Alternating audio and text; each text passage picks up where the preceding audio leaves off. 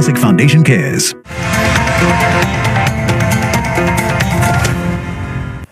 Thanks for staying with News 5.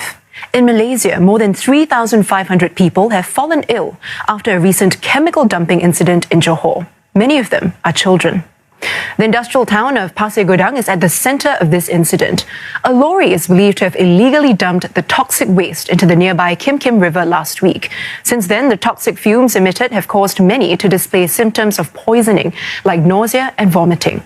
That has forced the closure of about 200 schools and nurseries in the affected area. A major cleanup operation is underway, and several makeshift treatment centres have been set up.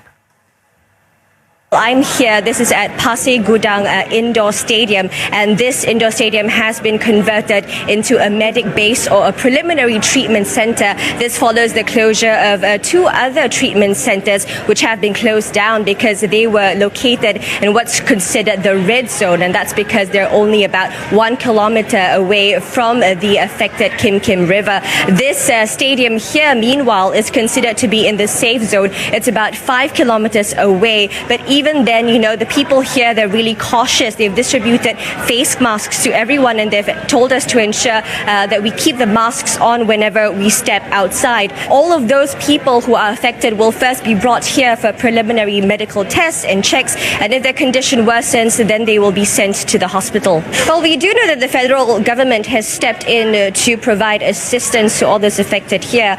They've put aside 6.4 million ringgit to help clean up the 1.5 kilometre stretch of the river that's been affected. The federal and the state authorities have also, deployed all the relevant agencies to help with the cleanup of the river or to provide medical assistance, and that's something that's been happening throughout the week. Well, local media reports have been saying that this illegal dumping of the toxic chemical waste has been going on for a couple of years now. In fact, since 2012, a lot of errant factories in the area have been dumping these illegal toxic waste into various parts of the river, and it's a well-known secret, but the authorities have not taken any action so far. Quality control experts that the media spoke to said that this is because the river condition has deteriorated quite rapidly over the past 5 years, and that's because of the river's slow-moving water, which makes the toxic in the waste remain in the river quite long. So it's not that surprising that this incident happened, because it's an accumulation of all the waste that has been pumped there, over the last couple of years. Meanwhile, Outward Bound Singapore has stopped all water-based activities at Pulau Ubin, an island near Pasir Gudang. The National Youth Council, which oversees the outdoor education school, says it asked for the suspension as a safety precaution. This comes despite authorities here declaring that the seawater and air quality around the area are within normal levels. Workers at nearby coastal fish farms also said they have not observed massive fish deaths due to the toxic chemical pollution, but they have recently noticed more frequent patrols collecting water samples. Still at home, those looking to give back to society can expect more volunteer opportunities. 5 more volunteer centres are set to be developed island-wide by the end of the year, in a move to meet the diverse needs of the towns they're based in. There's also more emphasis on creating better engagement between the government and the community. These were among key highlights of the Culture, Community and Youth Ministry's Committee of Supply debate speeches.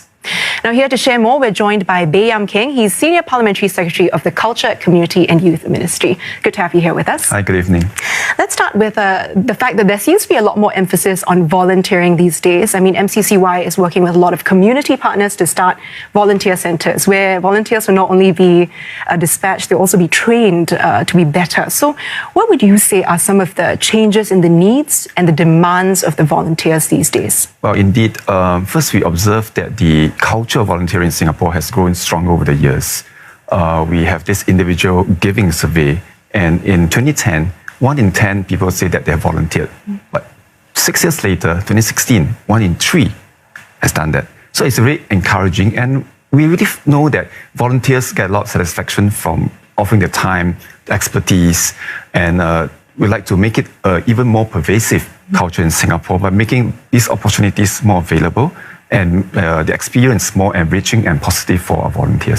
So it seems like there's no shortage of people wanting to volunteer. It's just about providing more opportunities. Yes, and also the matching between the demand and supply At the same time, how do we build the capability of volunteer organizations in designing programs and opportunities so that those volunteers get something, they learn something, and they also find that they are also contributing meaningfully in the society. Right. So based on these observations, what would you say are some ways that we can draw more people out into volunteering?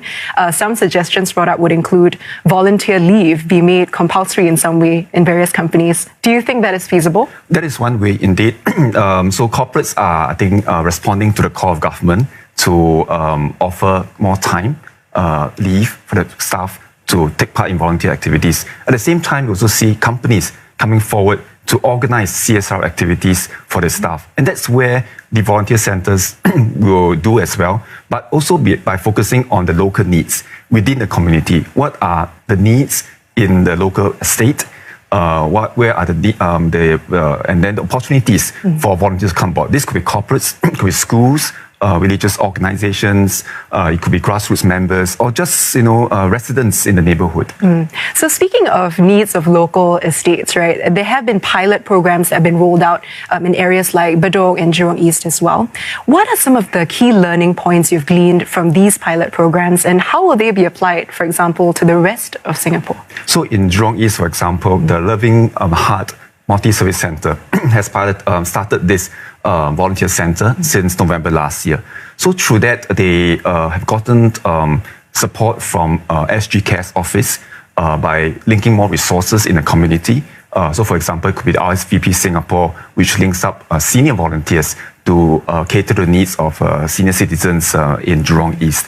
They found that the stability of the volunteer pool has become stronger. That means the volunteers come more regularly, dropout attrition has come down. At the same time, there are more sustained programs by the volunteer centers to reach out to more in the community. And then the experience of whether the volunteers, the organization, or the beneficiaries have become a lot more positive. Right. So there's also been a stress in getting more engagement between the government and the community groups as well. Was this to plug a gap? And also, why was this actually, something that you wanted to push out? Well, it's very important because Singapore is a very small nation with limited resources. So the more we can optimize the resources with the people, talents we have, the better it is for the society. So, and we are living in a world where there are so many uncertainties. The horrific news in Christchurch today, what's happening online, falsehood, fake news, or concerns about increasing social inequality in Singapore, for example. These are all developments that could, if not handled well, pull the society apart. So through partnerships, we are able to bring people together, whether among people, between people and the government.